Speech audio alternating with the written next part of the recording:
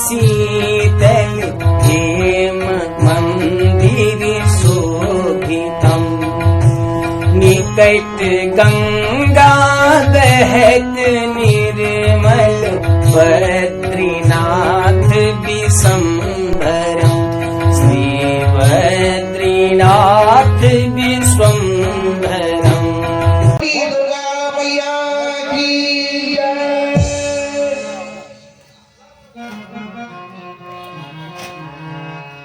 पश्चात लिखा गया कि नैम से नैमेत्र एक समय नैमिषारण्य क्षेत्र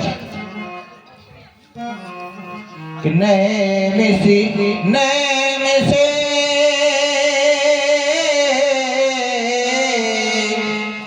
ऋषिया सौनिका दया सत्रम स्वर्णीय लोकाय प्रापक्षे विनयावती। नैमिषारण्य क्षेत्र में एक दो नहीं, सौनिकादि महात्माओं के साथ 88,000 महात्माओं का आगमन होता है और वह सभी महात्मा आकर के श्री सूत जी महाराज के पास पहुंचते हैं और बड़े ही प्रेम से निवेदन करते हैं कि सोते सोते महाभागे वदनो वदतांबरे कीदृशं तत्व पुराणाम ही विदर्शन वणेचकः। हे वक्ताओं में श्रेष्ठ महाभाग सूत जी महाराज, आप हमें यह बताएं तो श्रीमद् देवी भागवत कैसे है, उसकी श्रवण की विधि क्या है, उस पुराण को कितने दिन सुनना चाहिए, श्रवण करना चाहिए, उसकी पूजन की विधि क्या है और प्राचीन काल में उसे किसने श्रवण किया। आज सौनिकादि महात्माओं ने आकर के श्री सूत जी महाराज से यह प्रश्न किया तो सूत जी महाराज कहने लगे कि देवी भागवतम तत्र है पुराणाम भोगे मोक्षदम स्वयं तु श्रावयामास जन्मे जय भूपितम। हे सौनिकादि महात्माओं, हे ऋषियों, प्राचीन काल में पराशर नंदन श्री वेद व्यास जी ने वेद के 4 भाग किए और उन चारों भागों को अपने शिष्यों में बांट दिया, यानी पढ़ाया। तदनंतर उन्होंने पत्तों, ब्राह्मणों और स्त्रियों के निमित्त पुराणों और महाभारत का प्रयाण करके सर्वप्रथम मुझको भी पढ़ाया था। किसको? सूत जी। और उन पुराणों में श्रीमद् भागवत यानी देवी भागवत, ये जो पुराण है भोग और मोक्ष देने वाला है। विचार करने की बात है, यदि व्यक्ति ये चाहता है कि हमें जीवन कैसा जीना चाहिए, मनुष्य को जीवन कैसे जीना चाहिए, तो उसे श्री रामचरितमानस का पाठ करना चाहिए। रामचरितमानस में जीवन जीना सिखाया गया। व्यक्ति ये चाहता है कि मुझे कर्म कैसा करना चाहिए, तो उसे गीता का अध्ययन करना चाहिए। और यदि व्यक्ति चाहता है कि हमें राजनीति की तैयारी अच्छी करनी है, तो महाभारत का अध्ययन करना चाहिए। व्यक्ति चाहता है कि हमें इस संसार सागर से मुक्ति मिल जाए, तो उसे भागवत का अध्ययन करना चाहिए। लेकिन धन्य ही ये श्रीमद् देवी भागवत।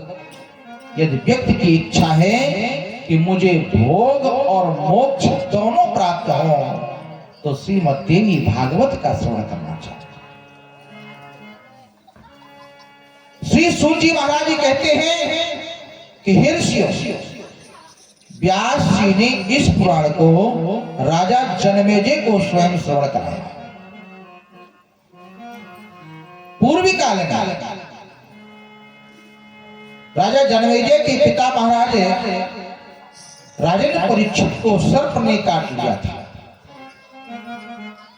तब उन्होंने अपने पिता की सुविगति हेतु तीनों लोकों की जननी देवी भगवती का विधवन पूजन अर्चन करके श्री व्यास जी महाराज के मुखारविंद से 9 दिनों तक, ये नवान पुराण कथा है, मानस की कथा और देवी भागवत की कथा 9 दिनों का श्रवण बताया गया है। 9 दिनों का इसको पुराण कहा, नवान पुराण इसको कहा जाता है। श्रीमद् देवी भागवत का श्रवण किया और इस कथा, पावन कथा को श्रवण करके उस समय राजा परीक्षित ने दिव्य रूप धारण करके देवी के सालोक को प्राप्त किया। इस कथा को श्रवण करने से क्या लाभ है, तो श्री सूत जी महाराज कहते हैं कि हे ऋषियों, क्या आपुत्रो लभते पुत्र में दरिद्रो धनवान भवेत्, रोगी रोगात् प्रमुच्येत्, श्रुत्वा भागवतामृतम्। अपुत्रो लभते पुत्र में दरिद्रो धनवान भवेत्, जिसकी कोई संतान न हो, जिसकी कोई पुत्र ना हो और वो श्रीमद् देवी भागवत की कथा को ध्यान से चित्त लगा करके श्रवण करता है, तो उसे पुत्र की प्राप्ति होती है। दरिद्रो धनवान भवेत्, यदि कोई व्यक्ति संसार में दरिद्री है, जिसे गरीबी ने घेर लिया है, संसार को लोग जिसे ठुकरा रहे हैं, अपना नहीं रहे हैं, यदि उसने चित्त लगा करके, मन लगा करके श्रीमद् देवी भागवत की कथा का श्रवण किया है, तो ये निश्चित है कि जिस दिन उसने कथा का श्रवण किया है, वहां दिन नहीं आने पाएगा वर्ष का। ये नहीं कि हफ्ते में, इतनी जल्दी धनवान कोई नहीं होगा। वर्ष, 1 वर्ष के अंतराल में वह समय नहीं आने पाएगा और वह व्यक्ति धनवान हो जाएगा। कि रोगी रोगात् प्रमुच्येत्, यदि कोई व्यक्ति बहुत बड़ा रोगी है, अनेक प्रयास करने के पश्चात भी उसका रोग शांत नहीं हो रहा है, बिल्कुल मरणासन पर पहुंच गया है, डॉक्टरों ने मना कर दिया हो, और यदि उसने देवी भागवत का श्रवण किया है तो वो रोग से मुक्त हो जाता है। कि रोगी रोगात् प्रमुच्येत्, श्रुत्वा भागवतः अमृतम्। ऐसी है श्रीमद् देवी भागवत पुराण की कथा, मां जगदम्बे की पावनी कथा। बड़ी बड़ी रोगियों का रोग भी शांत हो जाता है। वह अमृत रूपी कथा श्रवण करते ही उसके सारे दुख दूर हो जाते हैं। और इसे पवित्र पुराण को सुनने से वंध्या स्त्री भी पुत्र की प्राप्ति करती है, घर तीर्थ स्वरूप हो जाता है, पापियों का पाप विनाश हो जाता है। जो प्राणी अष्टमी, नवमी और चतुर्दशी इन तिथियों में इस पुराण को श्रद्धा पूर्वक पढ़ता या श्रवण करता है, वह परम सिद्धि को प्राप्त करता है। बड़े बड़े रहस्य इस कथा में छुपे हुए हैं। बस है यही कि इसको प्राप्त करने वाला होना चाहिए, श्रवण करने वाला होना चाहिए। बड़ा ही सुंदर पावनी प्रसंग लगा हुआ है और ये कथा कम से कम 1 घंटे होगी। अगर आप लोग चाहेंगे तो कथा को आगे बढ़ाएंगे, नहीं तो यहीं पर विराम देते हैं, कल कथा प्रारंभ होगी। तो भैया आप बताएं, बलराम भैया जैसा कहेंगे वैसा होगा, क्योंकि अब तो हम आप ही के अधीन हैं।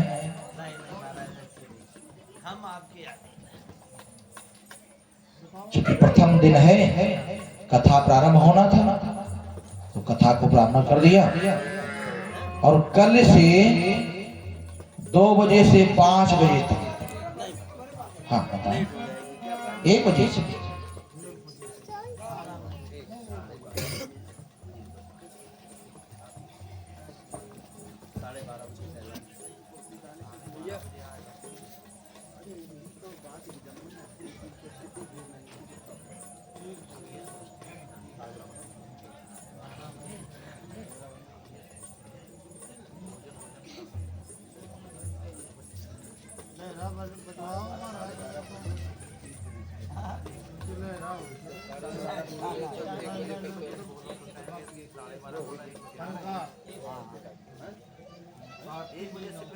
जब तक सब लोग बैठ के रहे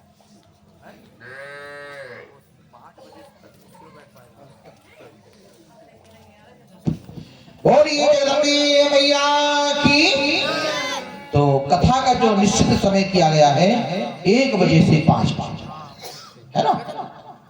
तो कल से 1 बजे से, अब ये नहीं सोचना आप लोग ये पंडित जी आ जाए 1 बजे तक हम आए, है ना। जब आप लोग आ जाएंगे तो हम तो आ ही जाएंगे, हम जाएंगे कहाँ, हम तो यहीं पुजारी जी के आश्रम में हैं। तो बड़ा सुंदर ढंग से माँ भगवती का एक है भजन, पश्चात आरती और प्रसाद, और कल बड़ा ही सुंदर प्रसंग लगा हुआ है इस मंतक मणि का। देखो विचार करने की बात है, भागवत की कथा में जब चतुर्थ दिवस में कृष्ण जन्मोत्सव हो जाता है, उसके बाद में जाकर के ये कथाएं प्रारंभ होती हैं। लेकिन यहां देवी भागवत में ये कथाएं प्रथम में ही है, प्रारंभ में ही है। और भागवत की कई ऐसी कथाएं हैं जो देवी भागवत में आपको श्रवण करने को प्राप्त होंगे।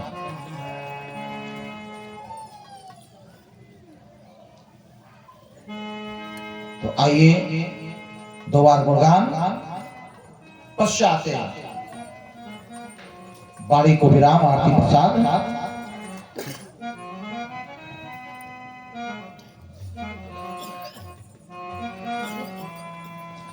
कि देवी मैया देवी